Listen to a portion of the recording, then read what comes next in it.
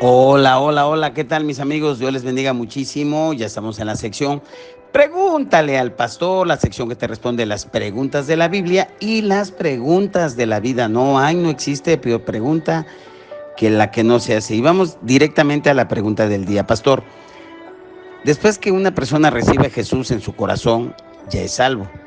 Y eso es fantástico. Ahora le pregunto, ¿qué significa ser un sacrificio vivo? Mi nombre es Julio Romero de Piedras Negras, Coahuila. Muy bien, gracias Julio por la pregunta que nos haces. Y la pregunta que nos haces nos dice, ¿qué significa ser un sacrificio vivo? Pues bien, vamos a darte una respuesta con la ayuda del Señor y voy a tomar como punto de referencia el libro de Romanos capítulo 12, versículo 1 y después el versículo 2. En Romanos capítulo 12:1, Pablo nos dice, así que hermanos, os ruego por las misericordias de Dios, que presentéis vuestros cuerpos en sacrificio vivo, santo, agradable a Dios, que es vuestro culto racional. Aquí podemos ver que la exhortación del apóstol Pablo a los creyentes en Roma fue de sacrificarse a Dios, pero no como un sacrificio en el altar, como la ley mosaica cuando exigía el sacrificio de animales, sino como un sacrificio vivo. En el diccionario se define la palabra sacrificio como algo consagrado y ofrecido a Dios. Pero ahora, como creyentes, la pregunta del millón es, ¿cómo podemos consagrarnos, ofrecernos a Dios como un sacrificio vivo? Que es lo que nos pregunta el amado de Piedras Negras, Coahuila. Bueno, bajo el antiguo pacto, Dios aceptó los sacrificios de animales. Sin embargo, estos fueron solo una tipología, una figura del sacrificio del Cordero de Dios, que es Jesucristo. Y debido a su sacrificio de Jesucristo, perfecto en la cruz, y como fue perfecto, fue una vez y para siempre. Entonces los sacrificios del Antiguo Testamento ahora ya quedaron obsoletos y ya no tienen ningún efecto de acuerdo a Hebreos 9 del 11 al 12.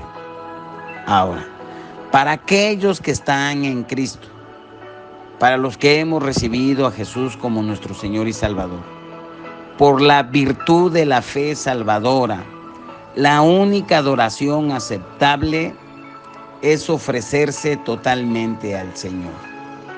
¿Y cómo nos ofrecemos totalmente al Señor? Bueno, bajo el control de Dios, el cuerpo del creyente que aún no ha sido redimido puede y debe ser rendido a Él como un instrumento de justicia.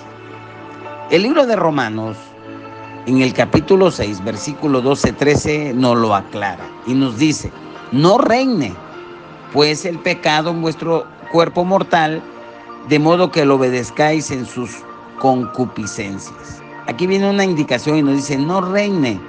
¿Por qué? Porque el cuerpo está vivo. Tiene las hormonas paradisíacas latentes, vivas, sensibles.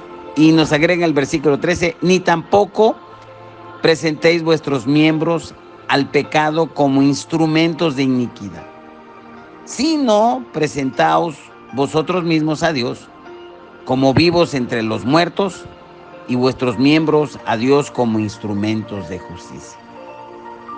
En vista del sacrificio final de Jesús y perfecto por nosotros en la cruz,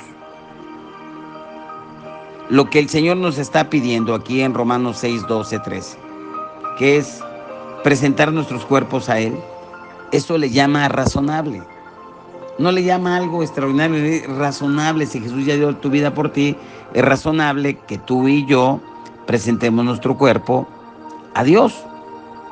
Ahora, para clarificarlo un poquito más, en un sentido práctico, ¿cómo sería un sacrificio vivo?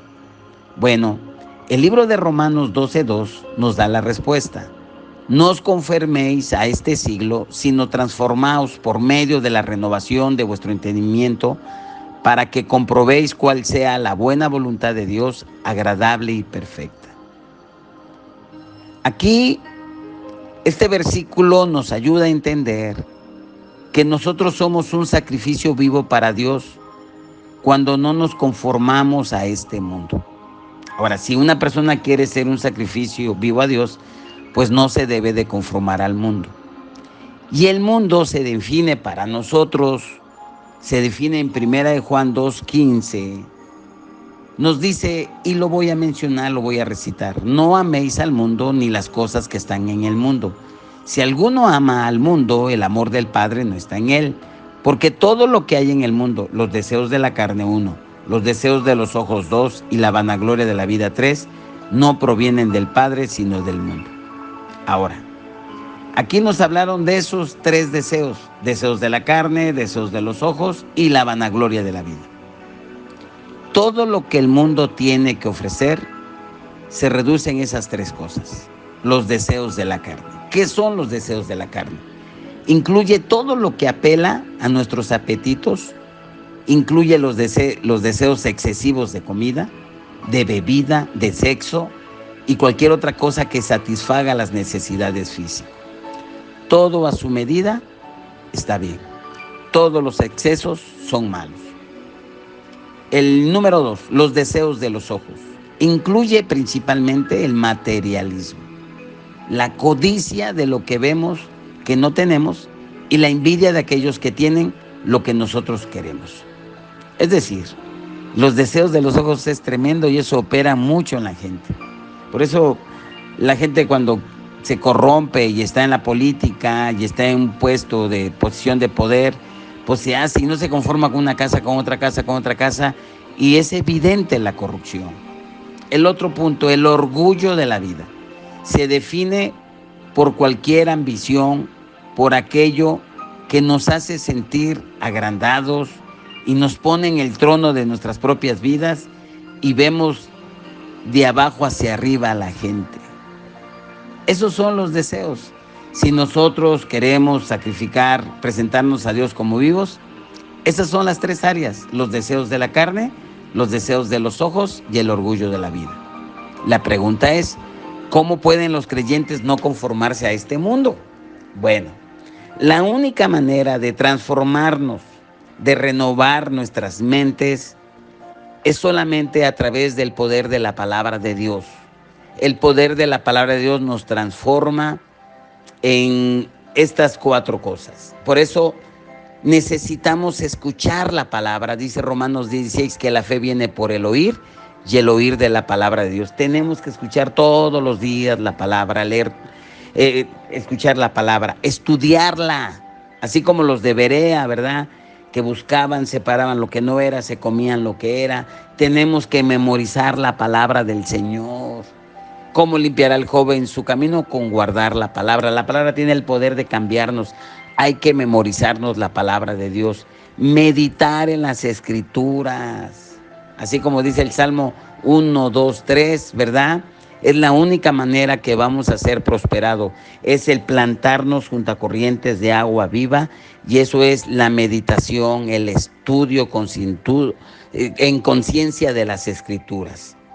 La palabra de Dios, cuando es ministrada en nuestros corazones por el Espíritu Santo, es el único poder en la tierra que puede transformar la mundanalidad de nosotros en verdadera espiritualidad. Eso se llama santidad.